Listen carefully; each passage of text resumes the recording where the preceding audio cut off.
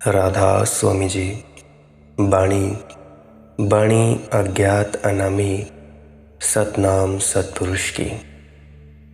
आज के सत्संग का विषय है विश्वास और अंधविश्वास में क्या फ़र्क है।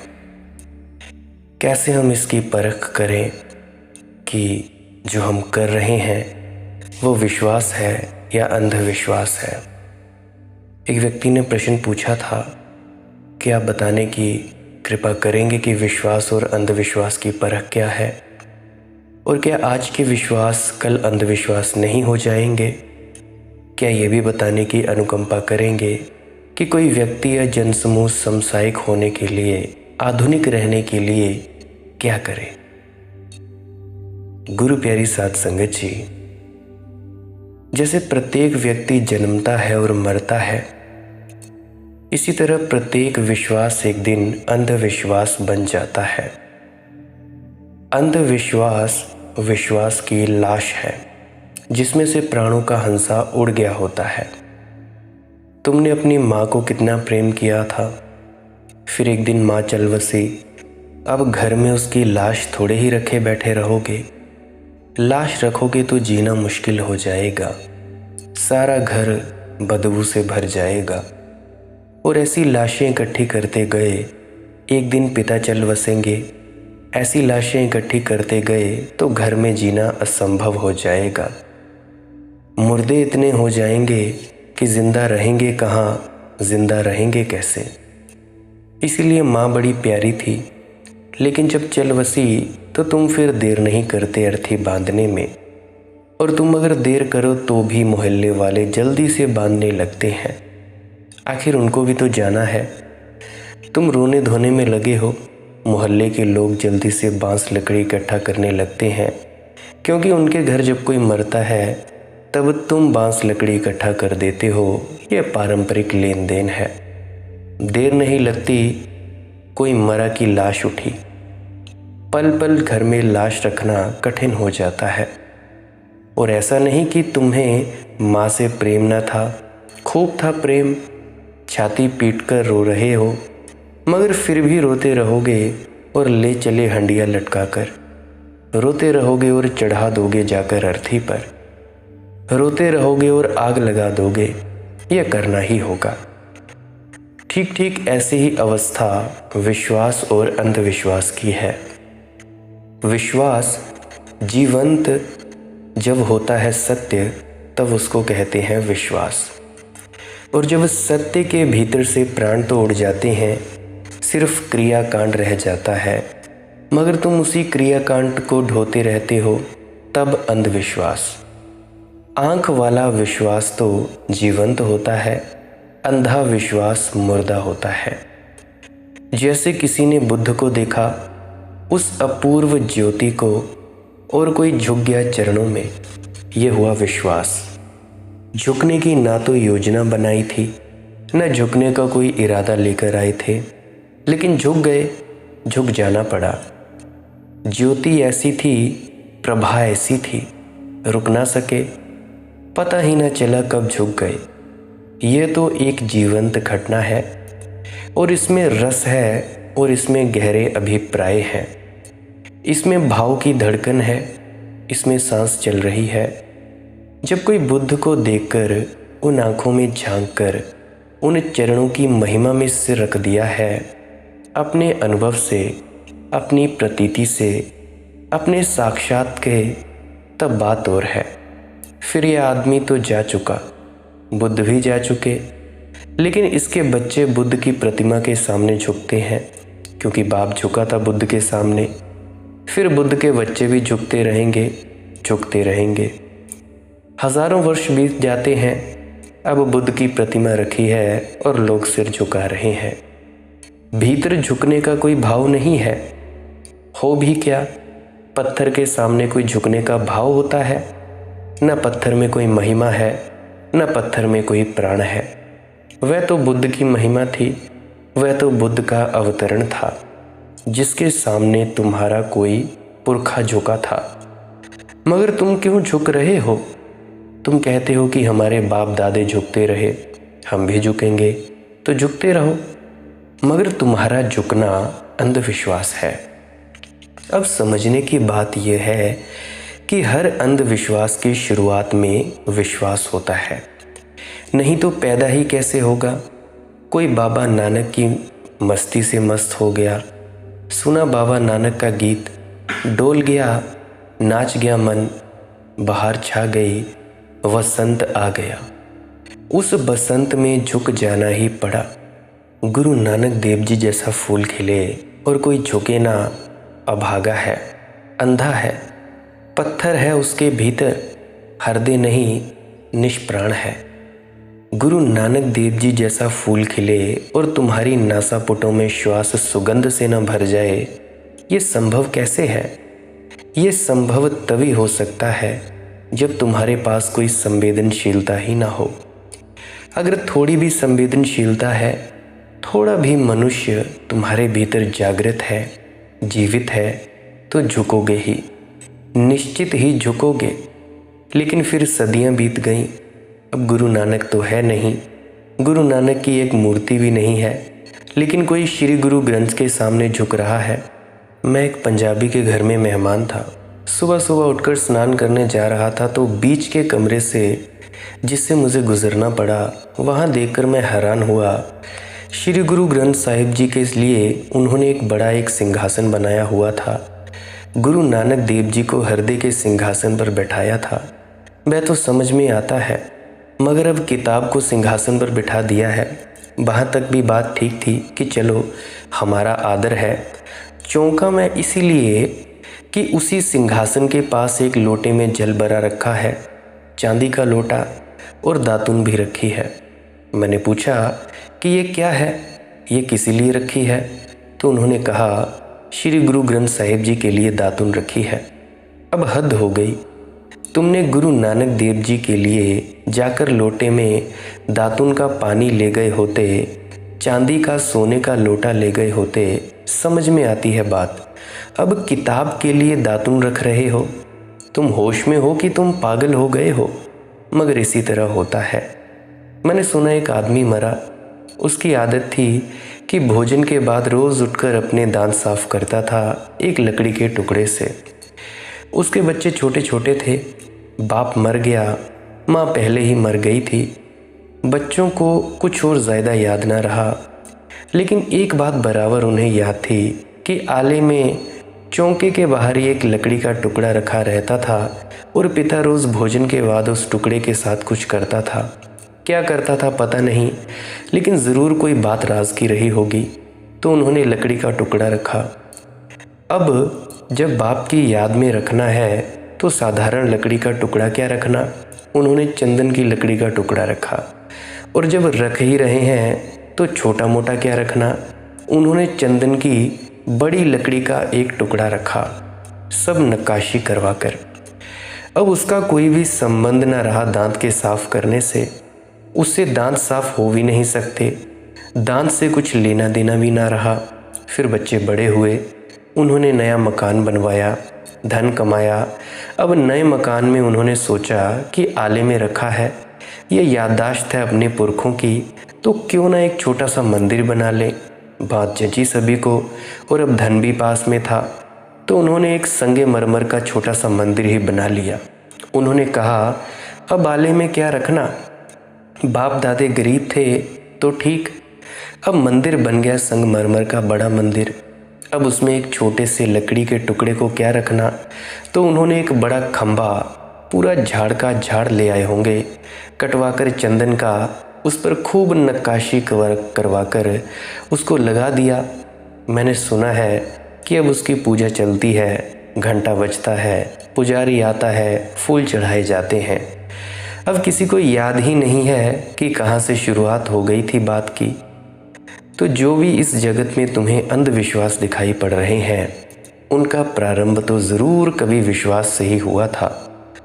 कहीं ना कहीं चाहे कितनी ही बात खो गई हो, चाहे आज खोजना भी संभव ना रह जाए, चाहे आज हमारे पास उपाय भी ना रहे हों, तो हम परत दर परत इतिहास में उतरकर उनकी खोज कर सकें। लेकिन कहीं ना कहीं प्रारंभ में कोई ना कोई छोटी ना मोटी बात रही होगी। जिसमें कुछ सत्य था और जिसको किसी ने साक्षात्कार किया था, लेकिन फिर पीछे सभी चीज़ें अंधविश्वास हो जाती हैं। विश्वास का अर्थ होता है जो तुम्हारे अनुभव से घटित हो। मेरे पास लोग आते हैं, कहते हैं कि भाई किसी की माँ ने नामदान ले लिया, वह अपने बेटे को बोलती है कि भाई ये भी नामदान ले, इसको समझाएं। बेटा भाग रहा है, वह उसको पकड़ रही है कि इसको भी नामदान के बारे में कुछ समझाएं। बेटा ना तो बात सुन रहा है ना बैठ रहा है। बेटा उठ कर जा रहा है, वह उसको ज़बरदस्ती बैठा रही है कि इसको भी नामदान लेने के बारे में शिक्षा दें। उसकी गर्दन पकड़कर उसका सिर चरणों में लगा रही है। वह इनकार किए जा रहा है, वह सिर अलग कर रहा है।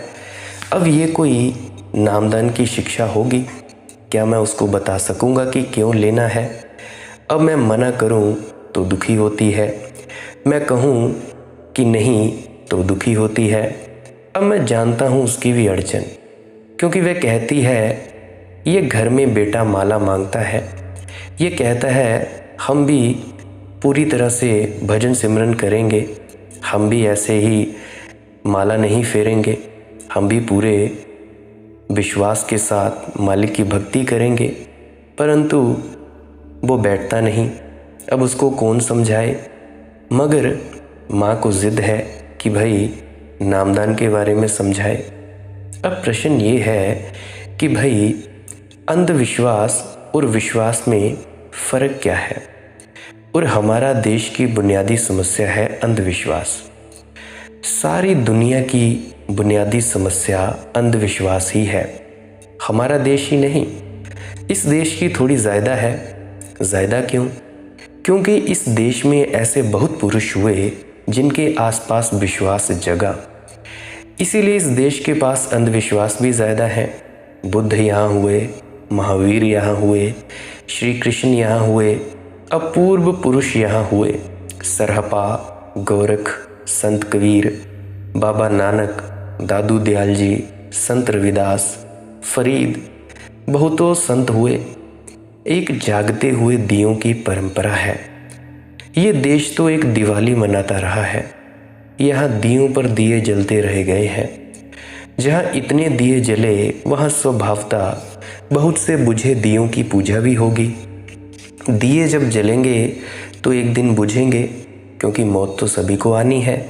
और इतनी हिम्मत हम नहीं जुटा पाते कि जब दिया बुझ जाए तो उसका निर्वाण कर दें, उसको चले जाएं और सागर में बहा दें और नमस्कार कर लें। इतनी हिम्मत हम नहीं जुटा पाते, कोई भी नहीं जुटा पाता। मोह लग जाते हैं, आसक्तियाँ बंध जाती हैं, भय भी पकड़ आते हैं। अभी कल ही मुझे एक फ़ोन आया। एक सज्जन है, पढ़े लिखे आदमी हैं, बड़े ठेकेदार हैं, धनपति हैं। उनकी पत्नी मुझे सुनती है, वह सुनने नहीं देना चाहते। उसको डर है कि कहीं पत्नी भी सन्यासियों की तरह ना हो जाए, अनासक्ति ना उसमें बैठ जाए। तो उनकी पत्नी ने मुझे बताया कि वे इतने आपस पर नाराज़ हैं कि आपकी कोई भी वीडियो नहीं सुनने देते।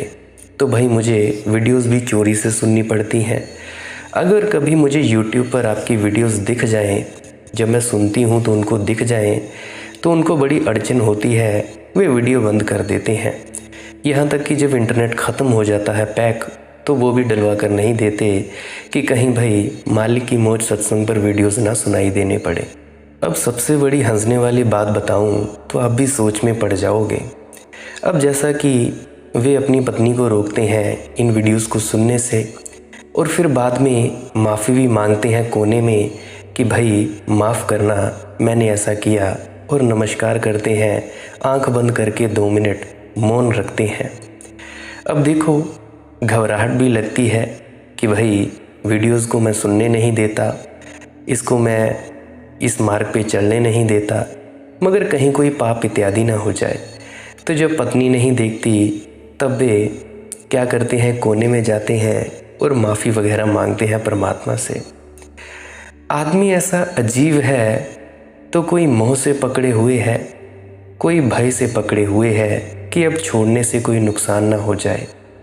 इतने दिन पकड़े रहे हैं, अब छोड़ने से कोई हानि ना हो जाए तो कर ही लो पूजा, क्या बिगड़ता है। 5 मिनट रोज़ सुबह घंटी बजाकर थोड़ा पानी छिड़क कर झंझट मिटा ली।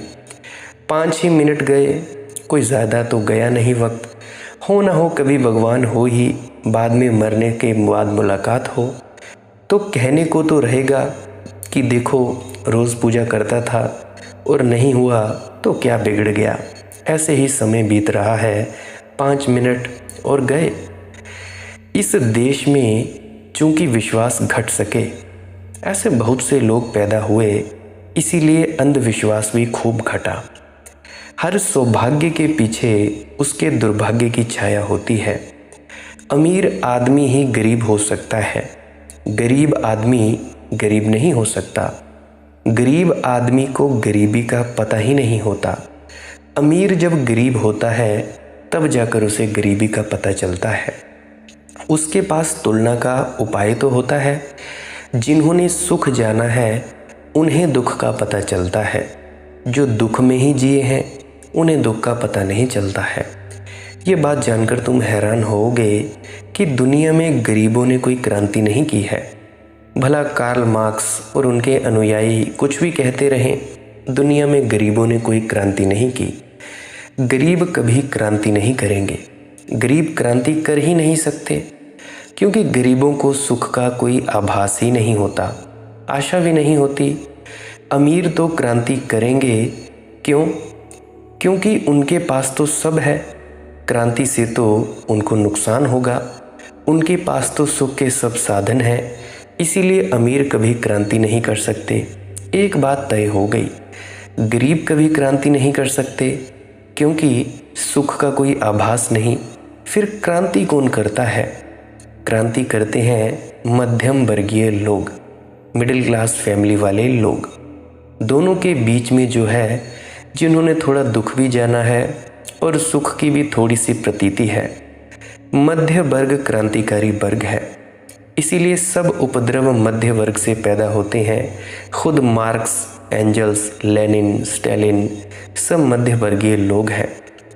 इस देश में भी अन्य देशों में भी जो भी क्रांति की बातें उठती हैं वे मध्यम वर्गीय लोगों से उठती हैं।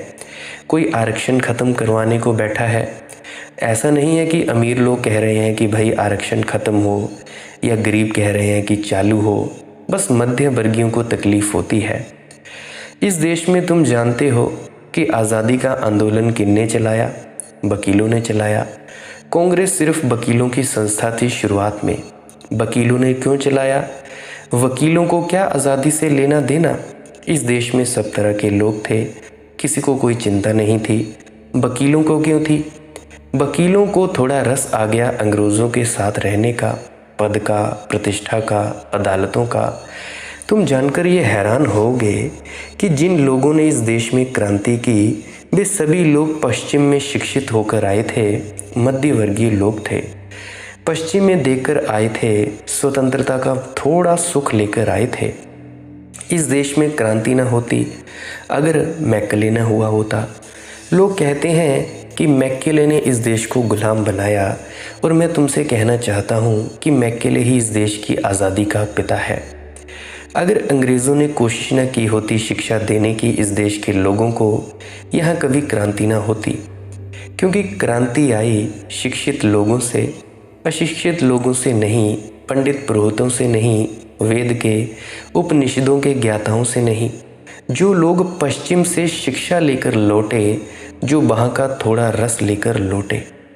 सुभाष ने लिखा है कि जब मैं पहली दफ़ा यूरोप पहुँचा और एक अंग्रेज़ जो एक शूद्र है, एक अंग्रेज़ शूद्र ने मेरे जूतों पर पॉलिश किया तो मेरे आनंद का ठिकाना न रहा। अब जिसने अपने जूतों पर अंग्रेज़ को पॉलिश करते देखा हो, वह वापस आकर इस देश में अंग्रेज़ के जूतों पर पॉलिश करे, यह संभव नहीं है। अब मुश्किल खड़ी हुई। मैकेले इस देश की आज़ादी का पिता है, उसी ने उपद्रव खड़ा करवाया। अगर मैकेले इस देश के लोगों को अंग्रेज़ी शिक्षा न देता, पढ़ने देता उन्हें संस्कृत मज़े से और पाठशालाओं में रटने देता उनको गायत्री, कोई हर्जा होने वाला नहीं था। वे अपना जनेऊ लटकाए, अपनी घंटियां बजाते हुए शांति से अपने भजन कीर्तन में लगे रहते। उसने लोगों को पश्चिम में जो स्वतंत्रता फली है उसका स्वाद दिखला दिया। एक दफ़ा स्वाद मिल गया फिर अड़चन हो गई। अभी तुम देखते हो इस देश में शूद्र हज़ारों साल से परेशान है, कोई बगावत नहीं उठ नहीं सकती थी। अंबेडकर जैसे व्यक्ति में बगावत उठी क्योंकि शिक्षा का मौका अंग्रेज़ों से मिला। ये जीवन का एक तथ्य है समझने जैसा कि ना तो गरीब बगावत करते हैं ना अमीर बगावत करते हैं, बगावत मध्य वर्गीय लोग करते हैं। सारी क्रांतियाँ मध्य वर्गीय लोगों से पैदा होती हैं। विचार की, अर्थ की, समाज की सारी क्रांतियाँ। थोड़ा अनुभव होना चाहिए। इस देश को विश्वास का अनुभव है, बहुत अनुभव है। विश्वास की छाया और विश्वास की शांति इस देश ने जानी है। इसको पता है कि बुद्धत्व जैसी घटना भी घट सकती है, इसकी प्रतीति इसको है। इसीलिए अगर बुद्ध ना हो तो चलो बुद्ध की प्रतिमा ही सही, मगर किसी न किसी चीज़ को ये पकड़ लेता है। अगर कोई संत सद्गुरु ना हो चलो उसकी फ़ोटो ही सही। दूसरे मुल्कों में इतना अंधविश्वास नहीं है क्योंकि विश्वास के इतने मौके ही नहीं। अमेरिका में अंधविश्वास नहीं है क्योंकि अमेरिका ने ना तो कभी कोई बुद्ध जाना, ना कोई महावीर जाना, ना कोई कृष्ण जाना। अमेरिका इस अर्थ में गैर अंधविश्वासी है और असंभव है तब तक अंधविश्वास पैदा होना जब तक कि विश्वास पैदा ना हो जाए। देखो, जब तक कोई असल चीज़ ना हो इस दुनिया में तब तक नकल बनाना संभव नहीं है। नकली चीज़ अगर बनी है तो जान लेना असली चीज़ भी है। अगर झूठे गुरु हैं इस दुनिया में तो ये बात ज़रूर जान लेना सच्चे गुरु भी हैं इस दुनिया में। उनको खोजना। सुख हो तो दुख का बोध होता है, धन हो तो गरीबी का बोध पैदा होता है, विश्वास का अनुभव हो तो अविश्वास की छाया निर्मित होती है। फिर अविश्वास से डर पैदा हो तो आदमी अंधविश्वास को पकड़कर किसी तरह बैठा रहना चाहता है। समझो कि तुम्हारे घर में अंधेरा है और तुमने दिए की रोशनी देखी है। अब तुम अंधेरे से राज़ी नहीं हो सकते और दिया बुझ गया और अंधेरे से तुम राज़ी नहीं हो सकते। तुम जानते हो कि रोशनी होती है, रोशनी थी, रोशनी फिर हो सकती है, लेकिन अब रोशनी नहीं है और अंधेरा ही अंधेरा है।